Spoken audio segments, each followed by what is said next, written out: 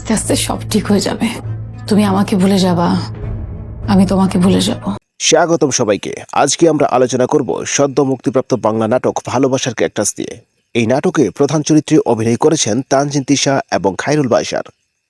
নাটকটি পরিচালনা করেছেন আরাফাত মজুমদার রিঙ্কু এবং রচনা করেছেন আরকো মোস্তফা। কোন একটা ছেলের সাথে বিয়ে দিয়ে দিবে, কোন একটা ছেলে তোমাকে নিয়ে যাবে।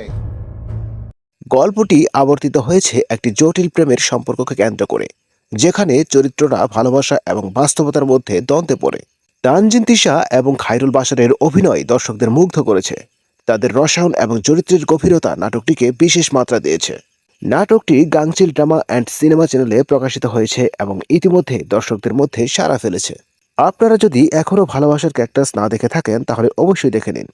নাটকটি সম্পর্কে আপনার মতামত কমেন্টে জানাতে ভুলবেন না।